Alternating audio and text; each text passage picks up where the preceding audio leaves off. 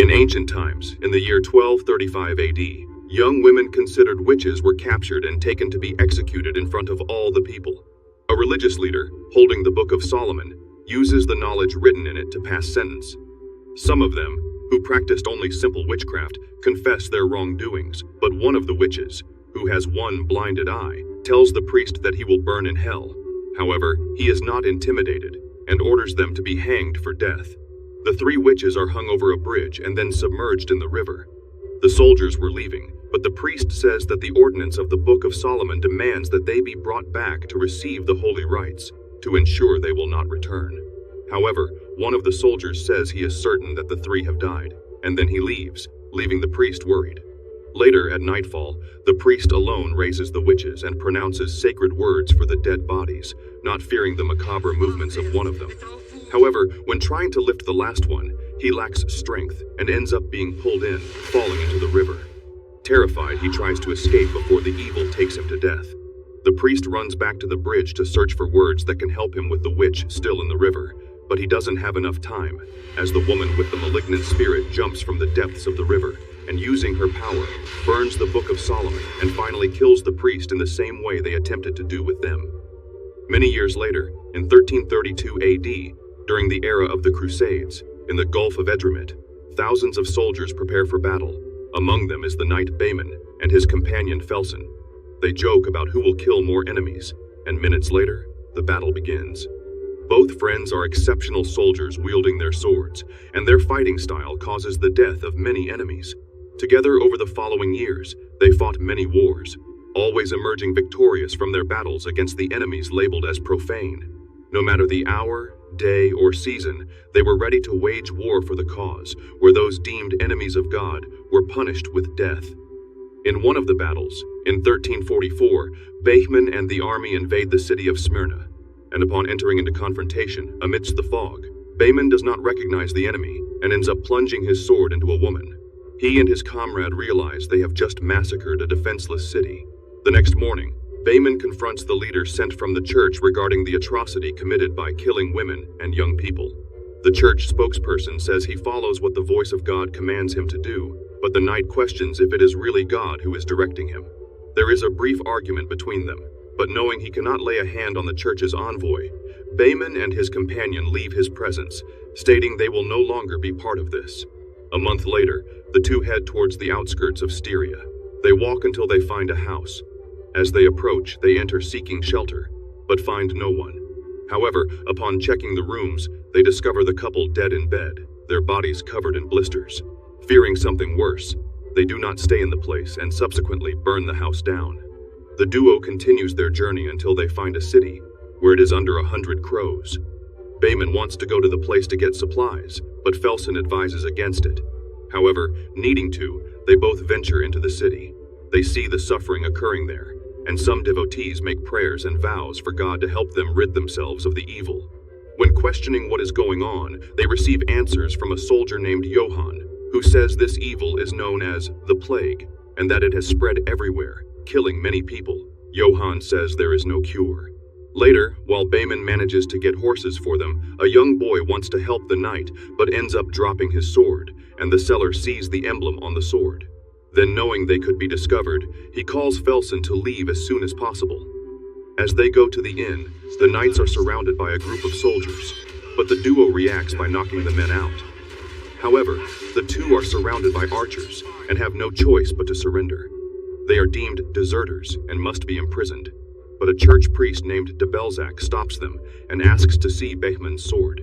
Seeing the symbol engraved on the weapon, he invites them to another room and takes them to the presence of the church's eminence. The man is in a deplorable state and has been struck by the plague. The priest says that this evil was a curse sent from hell by the witch of darkness, and they have the same imprisoned here in the city. This is not very well accepted by the knights, but the eminence states that the witch must be taken to the monastery of Severick, where the monks have the last copy of the Book of Solomon. That book has sacred words that can destroy the witch and the curses cast by her. Behmen questions why they want the knights, and the Lord says that the church troops have been completely decimated by the plague. The eminence says that Father de Belzac and Knight Johann will accompany them to help them. However, Behmen states that he no longer serves the church, knowing this will have severe repercussions. Both are thrown into prison, where they encounter a woman who does not appear to be a witch. The two knights sit down, and Felson starts to laugh at how Bayman put them in that situation by what he said to the priest. I serve the church no more. Did you see the priest's face? Looked like someone pissed at his holy one. Later, Bayman wakes up hearing crying and observes that the young woman has whip marks. The next morning, he talks to the priest and says they will take the woman to the monastery. Shortly thereafter, they devise a plan and the path they will take. But Johann warns about the road that goes through the forest on the way, saying that men who went there and got lost never returned. Bayman asks if the priest knows of anyone who has made the journey to Severak, and he takes them to Hagamar, who is imprisoned for deceiving people. Bayman offers freedom and forgiveness to Hagamar in exchange for him guiding them to the monk's monastery. The knights go to find the sleeping witch, who the priest says he put a sedative in her food, but as they get closer, she attacks them fiercely. Fortunately, Felson and Bayman grab her and knock her out. They place her in a cell in the cart and begin their journey. Meanwhile, in the Eminence's room, the doctors finish the treatment, as the man has died. During the journey, Johann questions the priest about the young woman they are carrying, and the priest says that she was found wandering alone, uttering strange words. Johann questions whether that was how they deduced she was the witch, but the priest explains that after 15 days of her arrival, the plague spread in her city, just as in the others she visited. Johann says that in his village, the girl was not seen, but still, the plague reached them, which counters Debelzak's story. The knights converse, and Felson alerts Bayman that they are being followed, so they prepare an ambush. The knight that follows them comes across only the cart ahead, but is surprised shortly after. Bayman asks who the young man is, and he says his name is Kay, the son of an honorable knight who lived in the church as an apprentice and altar boy. The young man offers his help, and in exchange, he wants the knights to test him so he can be approved as a new knight. Felson laughs at the young man, who, not liking the insult, retaliates with nasty words. Felson decides to teach the young man a lesson, and they both fight with their swords. Kay tries to prove that he is ready to join them, but Felson does not give the young man chances and shows that his experience surpasses him. Bayman stops the fight, and then they decide to leave, taking Kay with them. Later, Bayman brings food to the witch, who calls him over to talk. He questions her if it was the priest who hurt her, and she replies that it was. She asks what they will do with her, since in her village, a simple little girl was accused of being a witch and was thrown into the river for a cruel death. However, she survived, and her end was to be thrown into a bonfire. Seeing fear in the young woman's eyes, Bayman assures her that she will have a fair trial, giving his word that none of those cruel deaths will happen to her. When he returns to the others, Debelzak asks if he spoke to the witch, warning him that he must not listen to her since the witch will try to corrupt them. The first watch is Johann's, but soon the priest comes to replace him. Johann is leaving when the crying young witch begs him not to go, but when he approaches the cart, the woman pulls him towards her, and when the priest goes to help him, she takes his cross and stabs him in the hand. The others run to them, but upon arriving, find that the young woman has escaped. They search for the witch and end up arriving in a village. Suddenly, a woman runs through the village square, and when they surround her, they realize she is not who they are looking for. Seeing someone running to another location, they quickly follow her. They arrive at a trench area with corridors and a small maze. Kay comes across a mass grave, and Bayman and Felson find another nearby. However, Johann hears what seems to be the voice of his deceased daughter, and hallucinating, he follows it. Unfortunately, no longer seeing reality, calling out his daughter's name, he lunges at the startled Kay, fatally wounding him in the chest with his sword. When the others arrive, Kay explains what happened, saying that the soldier no longer saw him, but spoke the name of a girl. Felson finds the young woman still attempting to escape while fighting, but Bayman throws her against the walls. The young witch shows she is scared, and pleads for them not to take her to the priest. The next morning, the knights and the priest hold a farewell ceremony for Johann. After that, Debelzak tells Bayman that it was the witch who killed his companion, and warns him to alert the others to be careful with what they say, for the witch hears and will use each one's weakness against them. The knight does not give much credit to what the priest says and leaves, and then the witch smiles ironically at Debelzak. The group continues their journey and finally arrives at the crossing of the Bridge of the Gorge, but the bridge is worn and may collapse when they are crossing it. Courageously, Bayman goes ahead and manages to cross, and then asks the others to cross first with the horses. After that, they prepare to cross the cart with the witch inside and almost fall into the abyss while doing so. Kay is left hanging, but he cannot hold on to the ropes and lets go. Fortunately for him, the young witch catches him by the arm with a strength not normal for a young woman. Minutes later, the group manages to safely bring the cart over before the bridge completely collapses. Finally, they reach the entrance of the forest, and with no other path to follow, they go straight ahead. The forest is covered in dense fog, and they can barely see where they step. Bayman says they will camp there until the fog passes. Later, Hagamar wanders through the night armed with a crossbow to kill the witch, fearing that more people will die. Bayman and Felsen interrupt him, but soon after, the witch lets out a loud howl, and then wolves can be heard in the distance along with strange noises. Realizing that wolves are approaching, Bayman orders them to kill as many as they can. The group is attacked, but they all fight against the beasts until none remain. More howls can be heard, so Bayman orders a retreat. Unfortunately, while riding, Hagamar is thrown from his horse, and soon surrounded by wolves that are not really normal animals. The pack mercilessly attacks the man and kills him. The next morning, after leaving the forest, Bayman grabs the crossbow and wants to shoot the witch, but Debilzak does not allow him to do so. However, he does not care about the priest's desire and knocks him down. However, Felsen stops him and shows him that their destiny is near. Hours later, the group arrives at the entrance of the monastery, but no one welcomes them. Kay enters through a small opening and opens the door for the others to enter. The priest leads them to the chapel, thinking the monks will be there, but in reality, they are all dead due to the plague. Debilzak, hopeless, kneels to plead for mercy from God, but when Bayman interrupts him, a monk still lives and completes his prayer. The priest approaches him, and the monk points to the sacred book, then finishes dying.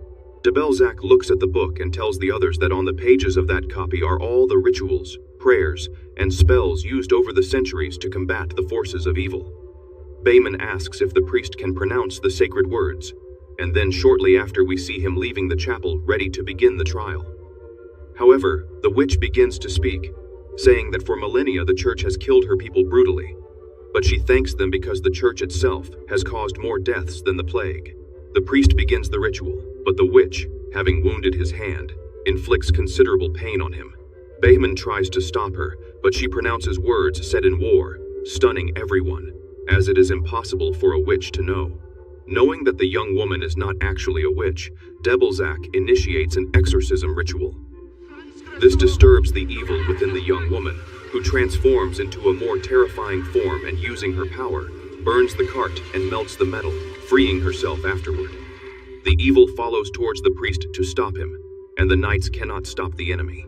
The priest burns the demon with holy water and continues the ritual, but the creature, having wings, flies to another dark part of the monastery. The group then tries to regroup and prepare an attack plan. Bayman asks young Kay not to continue, but the young man is determined to follow his oath, even if it could lead him to death. Therefore, Bayman decides to consecrate him as a knight of honor. The four then begin the search for the demon, believing it could have escaped at any moment during their journey, but for some reason, it chose to be there in the monastery. They analyze the path they have taken, and the men who wanted to free or even kill her, the demon killed. This leaves them fearful, as they now have to discover what the malignant being planned.